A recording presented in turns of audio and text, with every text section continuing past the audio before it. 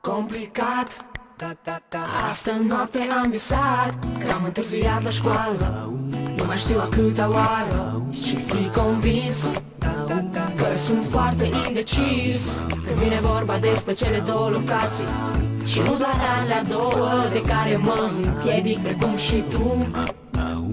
Și dacă n-aleg mereu școala, nu înseamnă că nu, că nu. Să știi că eu învăț, dar nu prea reușesc.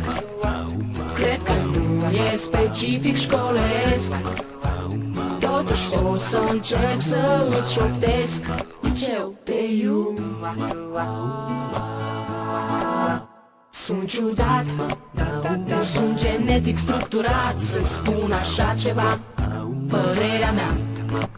Și sunt convins că la fel s-a întâmplat și cu voi cei dinaintea mea.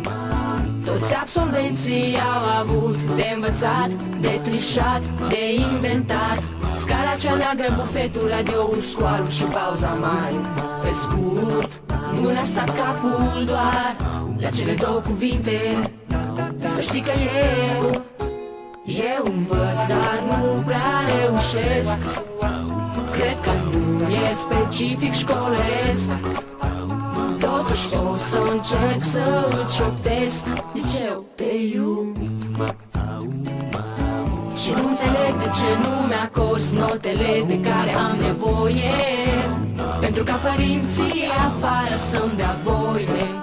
Pe bune nu înțeleg ce vrei, e suficient să te uiți în ochii mei.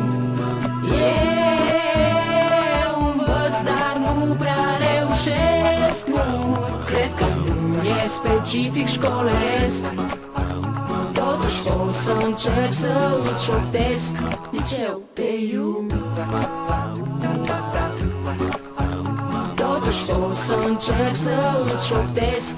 Liceu de iu. Băi, dar chiar e greu. Stai, sunt alexandrist, deci pot. Totuși o să încerc să îți șoptesc. Liceu, te iubesc.